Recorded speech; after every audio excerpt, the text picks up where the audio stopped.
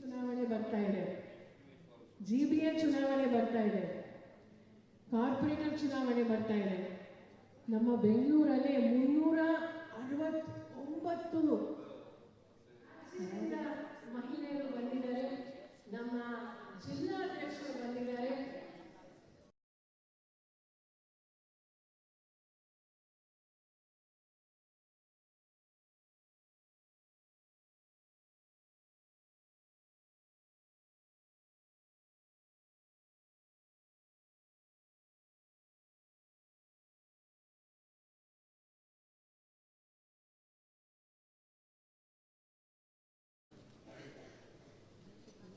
ಪ್ರದೇಶ ಕಾಂಗ್ರೆಸ್ ಸಮಿತಿಯ ಅಧ್ಯಕ್ಷರಾದಂಥ ಶ್ರೀ DK ಶಿವಕುಮಾರ್ ಅವರೇ,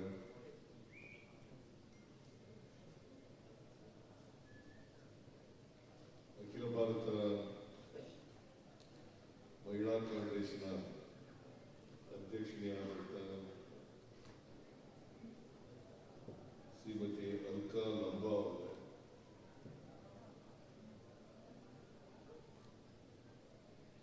ರಾಜ್ಯ ಪ್ರದೇಶ ಕಾಂಗ್ರೆಸ್ನ ಮಹಿಳಾ ಕಾಂಗ್ರೆಸ್ಸಿನ ಅಧ್ಯಕ್ಷರಾದಂಥ ಶ್ರೀಮತಿ ಸೌಮ್ಯ ರೆಡ್ಡಿ ಅವರೇ,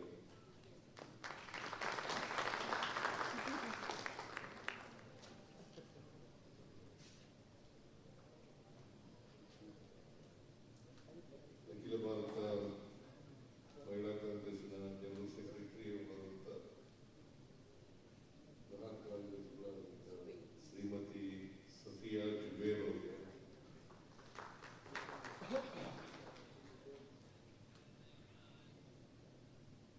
ಶ್ರೀಮತಿ ಕಮಲಾಕ್ಷಿ ರಾಜಣ್ಣ,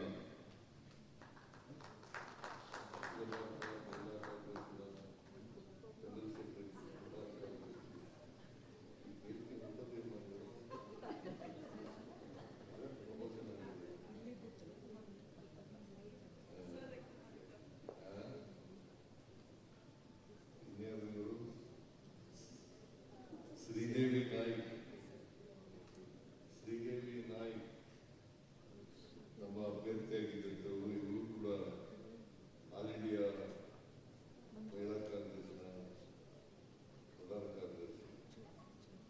ಕಾರ್ಯದರ್ಶಿ ಅವರು. ಆಮೇಲೆ ಮಾಜಿ ಆಮೇಲೆ ಮಹಿಳಾ ಕಾಂಗ್ರೆಸ್ನ ಬಹಳ ವರ್ಷ 13 ವರ್ಷ ಅಧ್ಯಕ್ಷರಾಗಿದ್ದಂಥ ಶ್ರೀಮತಿ ರಾಣಿ ಸತೀಶ್ ಅವರೇ,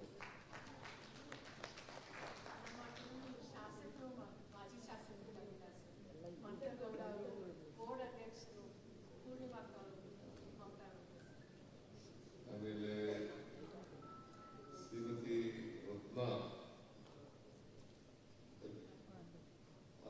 ಆಲ್ ಇಂಡಿಯಾ ಮಹಿಳಾ ಕಾಂಗ್ರೆಸ್ಸಿನ ಸೆಕ್ರೆಟರಿ ಕಾರ್ಯದರ್ಶಿಗಳಾದಂಥ ಯಾರವರು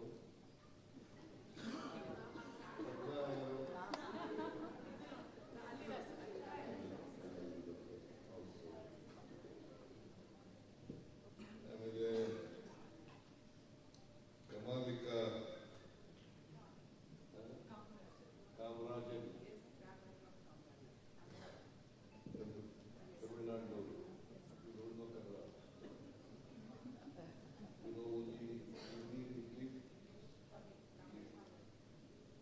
ಓಕೆ. ಕಮಲಿಕಾ ಕಾಮರಾಜನ್ ಅವರೇ, ಆಮೇಲೆ ಇನ್ನೇನು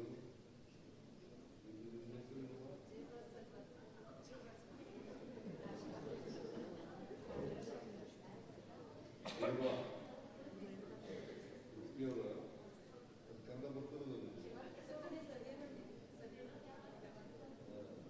ನೀವು ಅಖಿಲ ಭಾರತ ಮಹಿಳಾ ಕಾಂಗ್ರೆಸ್ನ ಕಾರ್ಯದರ್ಶಿ.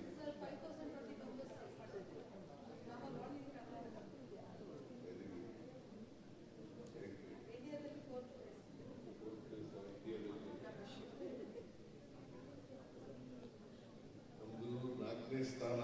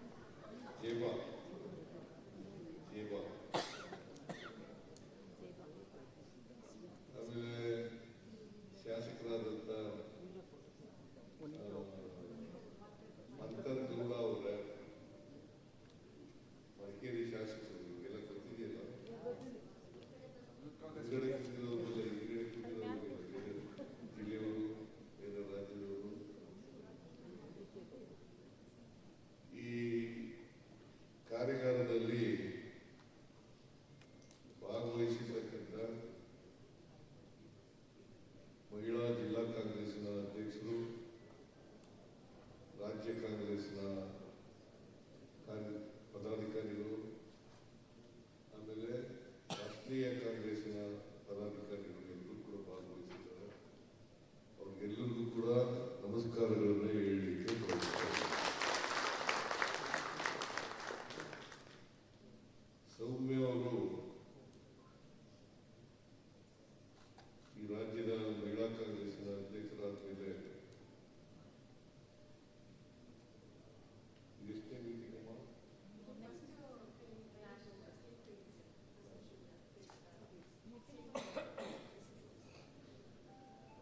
ಮೊದಲು ಇದು ಸ್ಟೇಟ್ ಎಕ್ಸಿಕ್ಯೂಟಿವ್ ಕಮಿಟಿ ಮೀಟಿಂಗ್, ಜೊತೆಗೆ ಟ್ರೈನಿಂಗ್ ಕ್ಯಾಂಪ್ ಕೂಡ ಇದೆ, ಲೀಡರ್ಶಿಪ್ ಟ್ರೈನಿಂಗ್ ಕ್ಯಾಂಪ್ 2 ದಿನಗಳ ಕಾಲ ಇದೆ.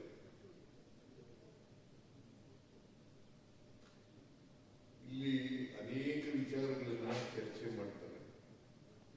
ದೇಶದ, ರಾಜ್ಯದ ಅನೇಕ ವಿಷಯಗಳು, ಆರ್ಥಿಕ ಸಾಮಾಜಿಕ ವಿಚಾರಗಳನ್ನ ಚರ್ಚೆ ಮಾಡ್ತೀರಿ ಅಂತಕ್ಕಂಥ ನಂಬಿಕೆ ನನಗಿದೆ. ಸೌಮ್ಯ ರೆಡ್ಡಿಯವರು ಒಮ್ಮೆ ಶಾಸಕರಾಗಿದ್ದಂಥವರು, 2ನೇ ಬಾರಿನೂ ಶಾಸಕರಾಗಿದ್ದು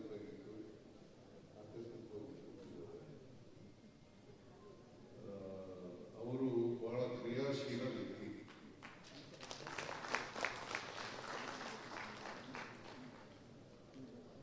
ಅವರು ರಾಜ್ಯದಲ್ಲಿ ಮಹಿಳೆಯರನ್ನ ಸಂಘಟನೆ ಮಾಡ್ತಕ್ಕಂಥ ಜವಾಬ್ದಾರಿಯನ್ನ ಗೊತ್ತಿರ್ತಕ್ಕಂಥ ಮಹಿಳೆ. ನನಗೆ ರಾಜ್ಯದಲ್ಲಿ ಎಷ್ಟು ಸಾವಿರ ಮಾಡ್ಬೋದು, ಸುಮಾರು 1 ಲಕ್ಷ ಸದಸ್ಯರನ್ನ, ಮಹಿಳಾ ಸದಸ್ಯರನ್ನ ನೋಂದಾವಣೆ ಮಾಡಿದ್ದಾರೆ. ಅವರಿಗೆ ಸರ್ಕಾರದ ವತಿಯಿಂದ ಧನ್ಯವಾದಗಳನ್ನ ಹೇಳಲಿಕ್ಕೆ ಬಯಸ್ತಾ ಇದ್ದೇನೆ. ನಿಮಗೂ ಧನ್ಯವಾದಗಳನ್ನ ಹೇಳಲಿಕ್ಕೆ ಬಯಸ್ತಾ ಇದ್ದೇನೆ.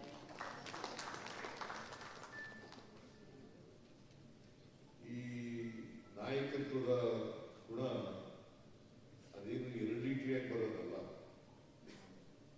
ವಂಶ ಪಾರಂಪರಿಕವಾಗಿ ಬರ್ತಕ್ಕಂಥದ್ದಲ್ಲ.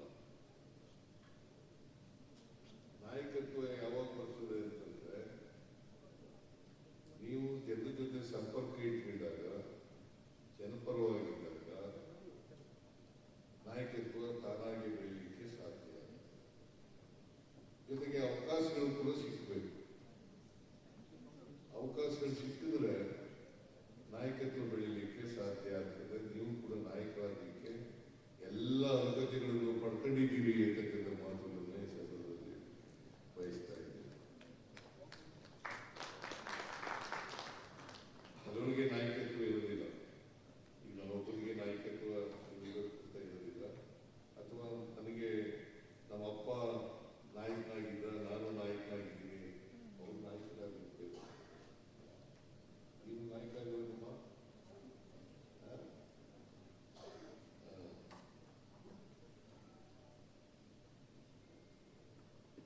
ಶ್ರೀದೇವಿ ನಾಯಕ, ದೇವದುರ್ಗಕ್ಕೆ ನನ್ನ ಕ್ಯಾಂಡಿಡೇಟ್ ಆಗಿದ್ದೀನಿ. ರಾಯಚೂರು ಜಿಲ್ಲೆ ದೇವದುರ್ಗ ಮಹಿಳಾ ರಿಸರ್ವ್ ಕಾನ್ಸ್ಟಿಟ್ಯೂನ್ಸಿ, ಅಲ್ಲಿಗೆ ನಮ್ಮ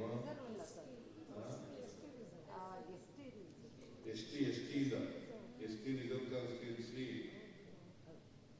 ಎಸ್ಟಿ ರಿಸರ್ವ್ ಕಾನ್ಸ್ಟಿಟ್ಯೂನ್ಸಿ. ಈಗ ಕರೆಮಾನ್ ಅವರು ಗೆದ್ದಿದ್ದಾರೆ.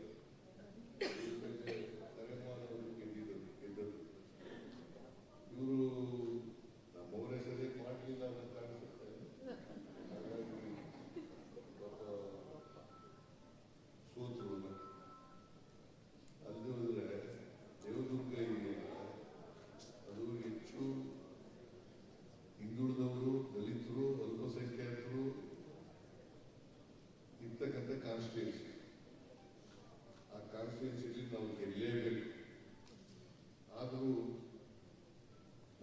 ಅಸೆಂಬ್ಲಿನಲ್ಲಿ ಕರೆಮಾನ್ ಅವರು ಮಹಿಳಾ ರಿಸರ್ವ್ ಕಾನ್ಸ್ಟಿಟ್ಯೂನ್ಸಿ ಆದಮೇಲೆ ಎಸ್ಟಿ ರಿಸರ್ವ್ ಕಾನ್ಸ್ಟಿಟ್ಯೂನ್ಸಿ ಆದಮೇಲೆ JDSನ ಶಾಸಕರು ಅವರು ಗೆದ್ದಿದ್ದಾರೆ. ಸೊ ಏನೇ ಆಗಲಿ, ಅಲ್ಲಿ ನಮ್ಮ ಪಕ್ಷ ಈಗ ಬೆಳೀತಾ ಇದೆ ಅಂತಕ್ಕಂಥ ಪಾರ್ಲಿಮೆಂಟ್ನಲ್ಲಿ ಲೀಡ್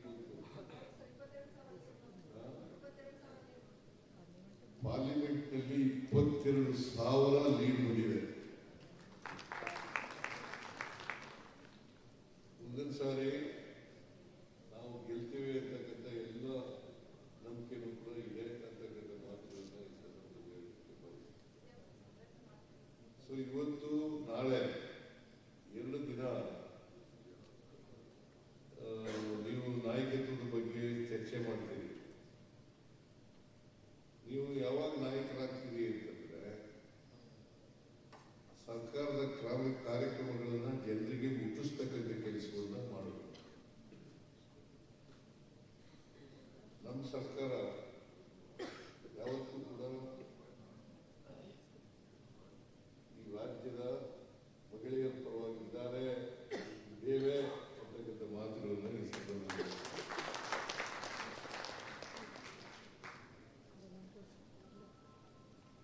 ಕಾಂಗ್ರೆಸ್ ಪಕ್ಷ ಯಾವಾಗಲೂ ಕೂಡ ಲಿಂಗ ತಾರತಮ್ಯ ಹೋಗ್ಬೇಕು ಅನ್ನೋದ್ರಲ್ಲಿ ನಂಬಿಕೆ ಇಟ್ಟಿರ್ತಕ್ಕಂಥ ಪಕ್ಷ. ಲಿಂಗ ತಾರತಮ್ಯ ಇರಬಾರ್ದು, ಯಾವುದೇ ತಾರತಮ್ಯ ಇರಬಾರ್ದು. ಸಾಮಾಜಿಕ ತಾರತಮ್ಯ ಇರ್ಬೋದು, ಆರ್ಥಿಕ ತಾರತಮ್ಯ ಇರ್ಬೋದು, ಲಿಂಗ ತಾರತಮ್ಯ ಇರ್ಬೋದು. ಈ ತಾರತಮ್ಯಗಳು ಇದ್ದೇ ಇರ್ತಕ್ಕಂಥ ಸಮಾಜವನ್ನು ನಿರ್ಮಾಣ ಮಾಡತಕ್ಕಂಥದ್ದೇ ನಮ್ಮೆಲ್ಲರ ಗುರಿ, ಕಾಂಗ್ರೆಸ್ ಪಕ್ಷದ ಗುರಿ ಅಂತಕ್ಕಂಥ ಮಾತುಗಳನ್ನ ಈ ಸಂದರ್ಭದಲ್ಲಿ ಹೇಳಲಿಕ್ಕೆ ಬಯಸ್ತೀನಿ. ಬೇರೆ ಪಕ್ಷದವರು ಮಹಿಳೆಯರ ಬಗ್ಗೆ ಬಹಳ ಉದ್ದ ಭಾಷಣ ಮಾಡ್ತಾರೆ, ಆದರೆ ಮಹಿಳೆಯರಿಗೆ ಅವರ ಹಕ್ಕುಗಳನ್ನು ರಕ್ಷಣೆ ಮಾಡ್ತಕ್ಕಂಥ ಕೆಲಸವನ್ನ ಮಾಡಿದ್ದಾರೆ. ಇವತ್ತು ನೀವು ತಿಳ್ಕೋಬೇಕು, ಭಾರತೀಯ ಜನತಾ ಪಕ್ಷ ನಮಗೆ ಈ ದೇಶದಲ್ಲಿ ಅಧಿಕಾರದಲ್ಲಿರ್ತಕ್ಕಂಥ ಪಕ್ಷ. ಭಾರತೀಯ ಜನತಾ ಪಕ್ಷ ಅವ್ರು ಯಾವತ್ತೂ ಕೂಡ ಮಹಿಳೆಯರ ಪರವಾಗಿ ಇರ್ತಕ್ಕಂಥ ಪಕ್ಷ ಅಲ್ಲ. ನಾನು ಯಾಕೆ ಈ ಮಾತುಗಳನ್ನು ಹೇಳ್ತೀನಿ ಅಂತಂದ್ರೆ, ಇವತ್ತು ಮಹಿಳೆಯರಿಗೆ ಅಕ್ಷರ ಸಂಸ್ಕೃತಿಯಿಂದ ಬಹಳ ವರ್ಷಗಳ ಕಾಲ ದೂರ ಮಾಡಿದ್ದವ್ರು ಯಾರು? RSS ಅಂತ ಹೇಳ್ತಿದ್ದಾರಲ್ಲ, ಈ RSS ನವರು ಬಹಳ ದೂರ ಮಾಡಿದ್ರು. ನಿಮಗೆ ಹೇಗೆ ಹಿಂದುಳಿದವರು, ದಲಿತರು, ಅಲ್ಪಸಂಖ್ಯಾತರು, ಶೂದ್ರ ವರ್ಗ ಜನ ಅಕ್ಷರ ಸಂಸ್ಕೃತಿಯಿಂದ ವಂಚಿತರಾಗಿದ್ದು, ಅದೇ ರೀತಿ ಮಹಿಳೆಯರಿಗೂ ಕೂಡ ವಂಚಿತರನ್ನಾಗಿ ಮಾಡಿದ್ರು.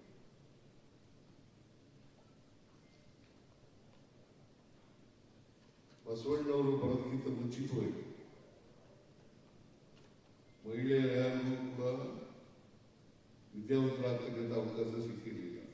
ಮತ್ತೆ ನಮ್ಮ ಸಂವಿಧಾನ ಬರೋದಕ್ಕಿಂತ ಮುಂಚಿತವಾಗಿ ಮಹಿಳೆಯರಿಗೆ ಅವಕಾಶದಿಂದ ವಂಚಿತರಾಗಿರ್ತಕ್ಕಂಥದ್ದನ್ನು ನೋಡ್ತೇವೆ. ನಿಮಗೆ ಹಕ್ಕು ಸಿಕ್ಕಿದ್ದು ಯಾವಾಗಪ್ಪ ಅಂತಂದ್ರೆ, ಅವಕಾಶ ಸಿಕ್ಕಿದ್ದು ಯಾವಾಗಪ್ಪ ಅಂತಂದ್ರೆ, ಸಂವಿಧಾನ ಬಾಬಾ ಸಾಹೇಬ್ ಅಂಬೇಡ್ಕರ್ ಅವರು ಸಂವಿಧಾನವನ್ನು ಕೊಟ್ಟ ಮೇಲೆ. ಹೌದಲ್ಲ? ನೀವು ಹೇಳ್ಬೇಕು ಇದನ್ನೆಲ್ಲ. ನೀವು ಮಹಿಳೆಯರಿಗೆ ಇದನ್ನು ತಿಳಿಸ್ತಕ್ಕಂಥ ಕೆಲಸವನ್ನು ಮಾಡಬೇಕು.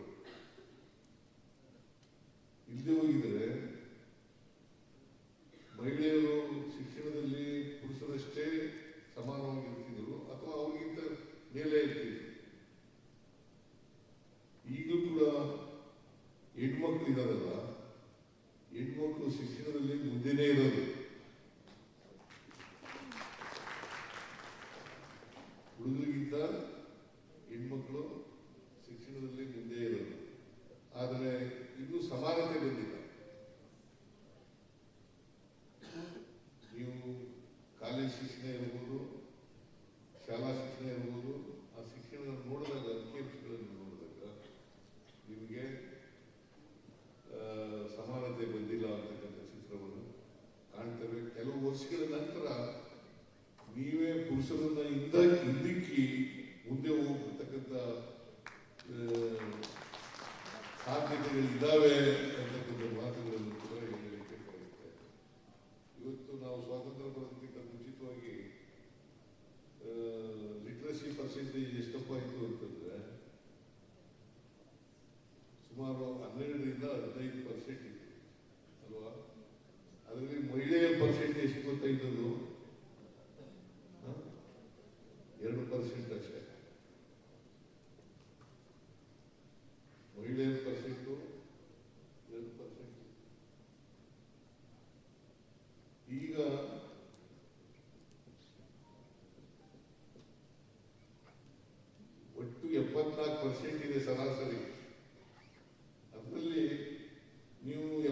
ಸ್ವತಂತ್ರ ಇದ್ದೀರಿ.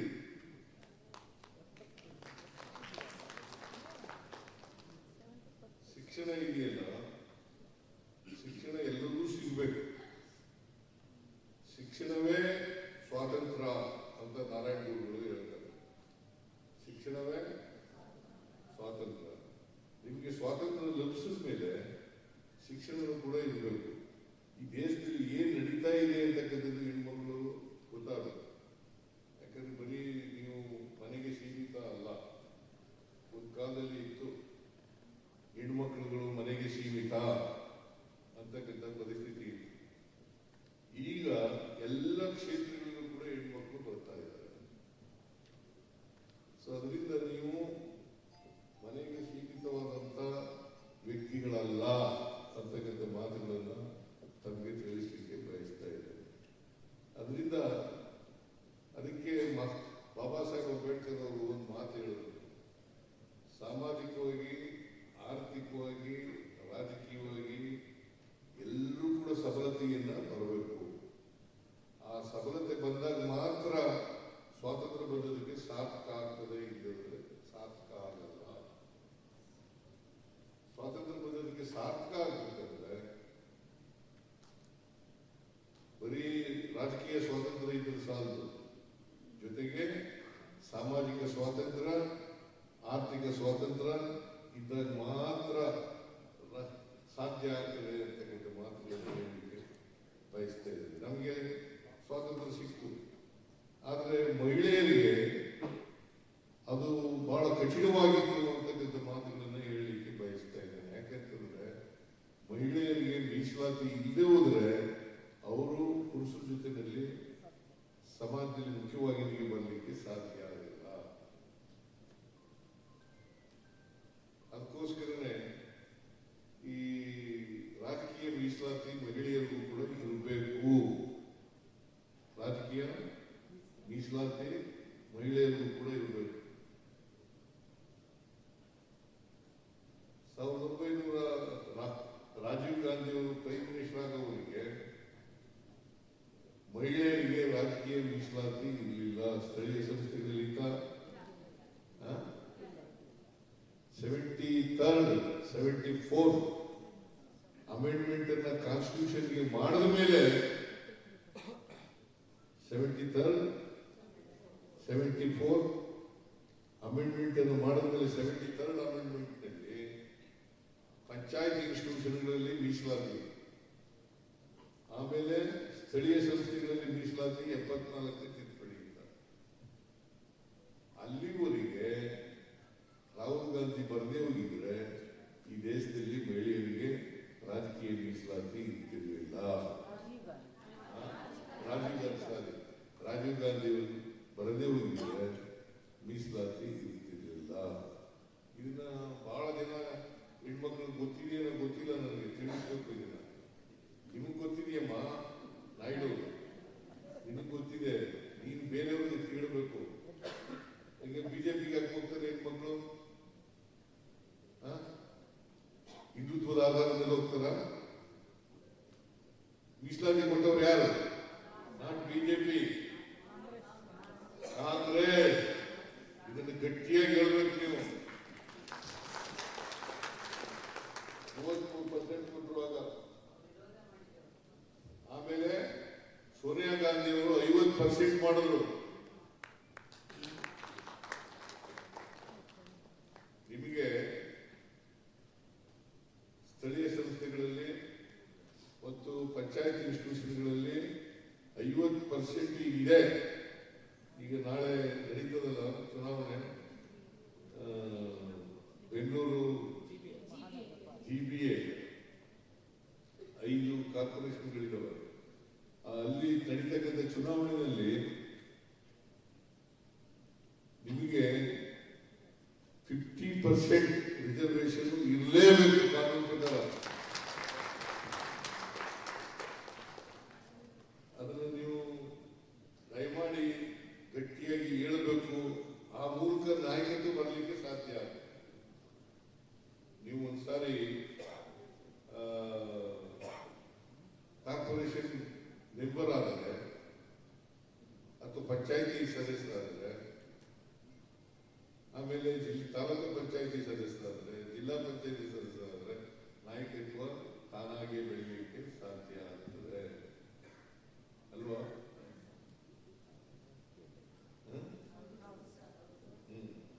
ಅದಕ್ಕೆ ನೀವು ಬಹಳ ಗಟ್ಟಿಯಾಗಿ ಜನರು ಹೆಣ್ಮಕ್ಳು ಮುಂದೆ ಹೇಳಬೇಕು. ನಮಗೆ ಮೀಸಲಾತಿ ಕೊಡದೇ ಹೋಗಿದ್ರೆ ಗ್ರಾಮ ಪಂಚಾಯತಿ ಸದಸ್ಯರು ಆಯ್ತಿರ್ಲಿಲ್ಲ, ತಾಲೂಕ್ ಪಂಚಾಯತಿ ಸದಸ್ಯರು ಆಯ್ತಿರ್ಲಿಲ್ಲ, ಜಿಲ್ಲಾ ಪಂಚಾಯತಿ ಸದಸ್ಯರು ಆಯ್ತಿರ್ಲಿಲ್ಲ, ಮುನ್ಸಿಪಾಲಿಟಿ ಮೆಂಬರು ಆಯ್ತಿರ್ಲಿಲ್ಲ, ನಗರಸಭೆ ಮೆಂಬರು ಆಯ್ತಿರ್ಲಿಲ್ಲ, ನಗರ ಪಾಲಿಕೆ ಮೆಂಬರು ಆಯ್ತಿರ್ಲಿಲ್ಲ. ಇದು ಹೇಳ್ಬೇಕ ಬೇಡ? ಇದು ಇಡೀ ಸಮಾಜಕ್ಕೆ ಗೊತ್ತಾಗುತ್ತೆ.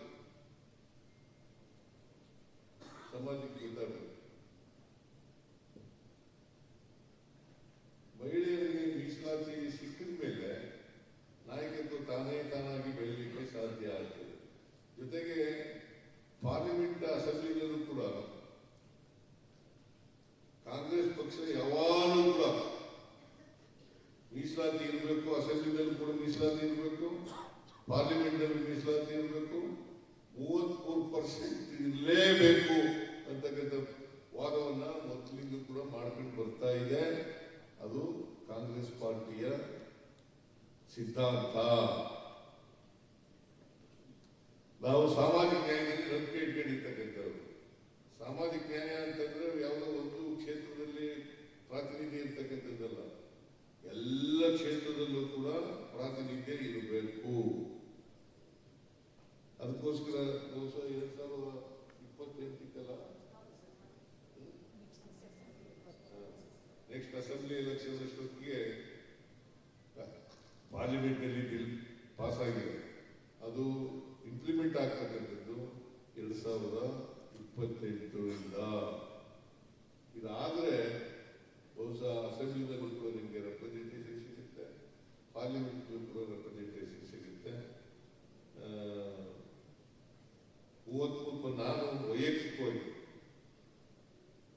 ಮಹಿಳೆಯರಿಗೆ 50% ಮೀಸಲಾತಿ ಇರಬೇಕು.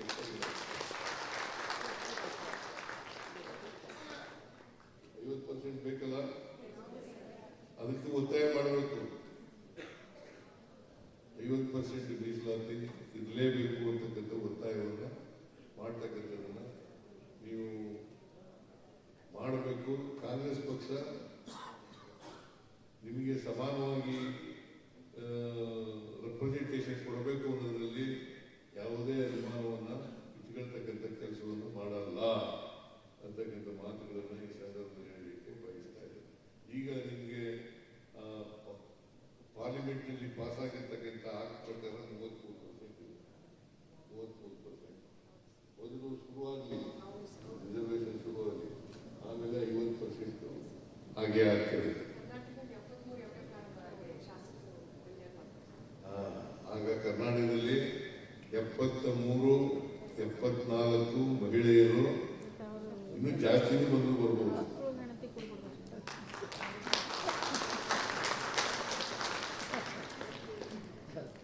73, 74 ಮಹಿಳೆಯರು, 224ರ ಅಸೆಂಬ್ಲಿ ಸ್ಟ್ರೆಂತ್ ಇದೆಯಲ್ಲ, ಅದರಲ್ಲಿ 73, 74 ಸದಸ್ಯರು ಬರ ಸಾಧ್ಯತೆ ಇದೆ ಅಂತಕ್ಕಂಥ ಮಾತುಗಳನ್ನು ಹೇಳಲಿಕ್ಕೆ ಬಯಸ್ತಾ ಇದ್ದೇನೆ.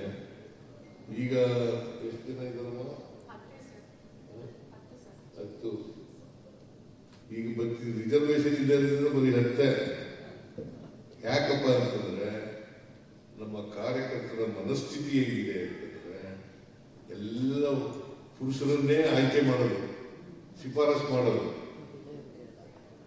ಮಹಿಳೆಯರನ್ನ ಆಯ್ಕೆ ಶಿಫಾರಸು ಮಾಡೋದು ಬಹಳ ಕಡಿಮೆ. ನಾವೆಲ್ಲರೂ ಕೂಡ ಸ್ವಾರ್ಥಿಗಳು ಅಂತಕ್ಕಂಥ ಮಾತುಗಳನ್ನ ಹೇಳಲಿಕ್ಕೆ ಬಯಸ್ತೇವೆ.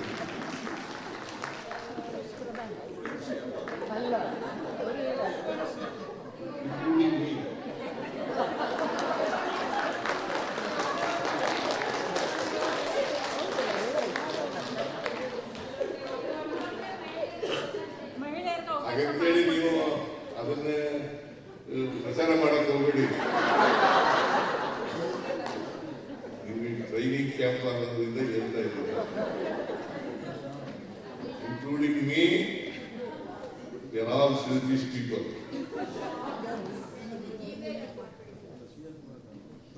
ನಮ್ಮ ಡೆಮಾಕ್ರಸಿನಲ್ಲಿ, ಪ್ರಜಾಪ್ರಭುತ್ವ ವ್ಯವಸ್ಥೆಯಲ್ಲಿ ಯಾವುದನ್ನು ಸುಲಭವಾಗಿ ಸಿಕ್ಕದಿಲ್ಲ. ಕೇಳಿ ತಗೋಬೇಕು, ಹೋರಾಟ ಮಾಡಿ ತಗೋಬೇಕು, ಫೈಟ್ ಮಾಡಿ ತಗೋಬೇಕು.